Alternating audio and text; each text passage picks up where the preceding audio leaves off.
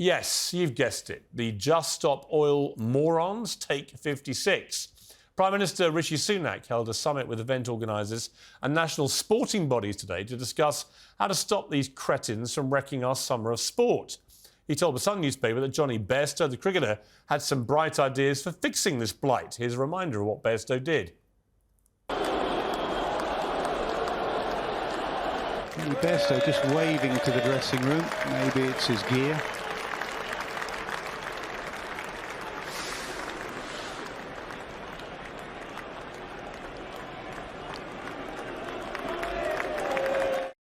Well, that's the way to do it. And you throw him over the sidelines like a piece of trash, which is what they are, frankly.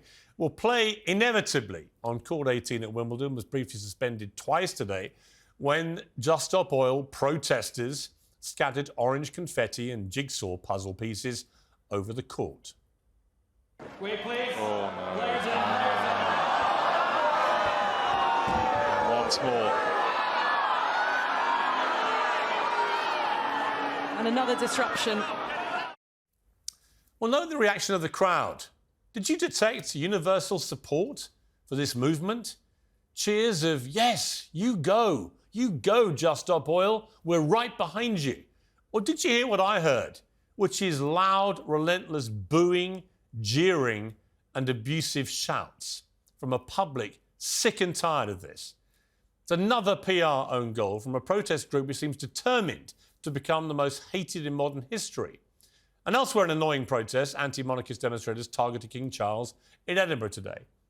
Here they are with their trademark yellow T-shirts and placards as the King arrived at St Giles Cathedral.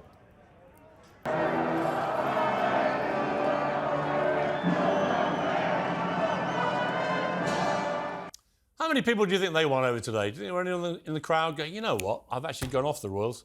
I think I'll join the movement. I doubt it. Well, I'm joined now by a friend of the show, Riz Posnett from the anti-monarchy group Republic, and also by the Green Tycoon and Just Stop Oil backer, Dale Vince. So, Dale, Vince, well, welcome to both of you. But, Dale, let me start with you. Trevor Nielsen, who was a big supporter of groups like Just Stop Oil, came out in the Sunday Times last week and said it's become disruption for the sake of disruption. Working people trying to get to their jobs, dropping kids off at school, or just enjoying themselves. There's now a case where pink-haired, tattooed and pierced protesters stand in front of the cars so their kid is late, for example. It's just performative. It's not accomplishing anything. I actually believe it's become counterproductive. And I just feel like that has to be said by someone involved in the beginnings of what it's become. This is going to require an immensely difficult navigation of the middle, and the activists are ostracising the exact people they need to engage. They're creating an excuse for people to stay on the sidelines.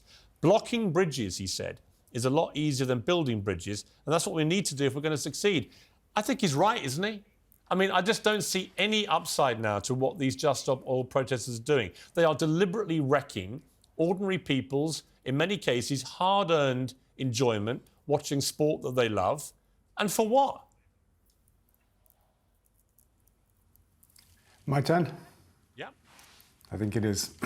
So, look, I think your language is exaggerating, right? They haven't wrecked sport. They aren't wrecking people's lives. The climate crisis is wrecking people's lives. It has killed 4 million people already, and it does make 20 million people every year homeless, right? I call that disruption. Cricket was about 3 minutes. Today, there was more disruption at Wimbledon from the rain than there was from the protest. So I think you're making much of it. I think they are doing a good job because they continue to put this issue on the news agenda. But everybody hates them. Again, an exaggeration. Well, it's not an exaggeration. Listen to the crowd. Listen to the crowd. Here. Okay, but that's not everybody, is it, Piers? There's no one that's cheering. That's the crowd at Wimbledon. There's not a single person applauding That's the or crowd cheering. At Wimbledon. Right. That whole crowd at Wimbledon, like the whole crowd at Lord's, I was there for that. Like all the crowds at all these events that they're wrecking or trying to wreck with their attention seeking. The truth is the British public are absolutely sick and tired of this. It's just not working.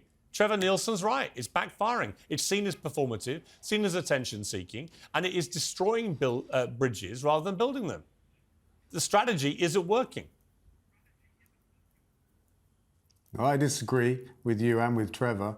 I think performative art has a powerful role in our society, actually, in shaping how we think about things and what we think. And I think that these very brave people are putting themselves in harm's way and creating constant media attention for the climate issue, which we have to have because it's doing such great harm and it's driven by fossil fuels. And our government are intent on drilling for more oil and gas to make the problem worse. What they're going to do, excuse me, is harm people, actual harm to people, their lives and their livelihoods by drilling the North Sea for more oil and gas. They're going against the scientific consensus and the political consensus globally to do this foolish thing, claiming it will lower energy bills, which is a lie because they know that they can't do that because fossil fuels are priced by global markets. We allow that. So again, like I said to you last time, I have a lot of sympathy with a lot of the arguments. I think we should do a lot more than we're doing as a globe, although my real issue is with countries like China and India, who are by far the worst polluters in the world. It's not actually the UK. And I don't see any of these heroic protesters getting on a plane to Beijing or to Moscow or to Mumbai. There's a moral cowardice about this. They're targeting a country which actually has been doing more than almost any other to be progressive in this area. But aside from that, if you're going to have a movement, you've got to bring people with you.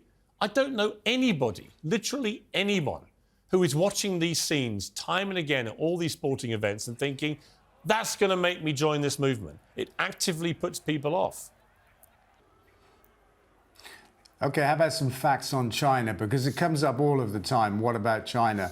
The per capita carbon emissions of the people in China are tiny, right? Way smaller than they are in Britain. And just last week, it was announced that China has built more solar panels than the rest of the world put together, right? Which includes Britain. And they're at 50% green electricity on their grid now. And that's for a country of over 1 billion people. And what percentage, all right, but what percentage of pollution, at a hell of a rate. What percentage of the global pollution comes from China? Bear in mind, it's 1.1 billion people making most of the world's stuff, including the stuff that we have here. So of they the are world's a big pollution polluter, comes from absolutely. China? Tell me. No, you tell me. You're the expert. I'm telling you, per capita, as an individual Not per person, capita, it's a tiny percentage of footprint. global That's important. Percentage That's important. of global pollution. There are 8 billion. No. You don't want to tell me, do you? There are 8 billion people on this planet. I'm telling you, I don't know. You should tell me, right? I'm telling you, I don't care. Per capita, you it's don't tiny, care that and we should China have a fair is share by of the far carbon the biggest footprint polluter in the world. globally. They built more solar power than the rest of the world put together, Piers, and they're at 50% green on their electricity grid. I say those are amazing achievements when you say, what about China?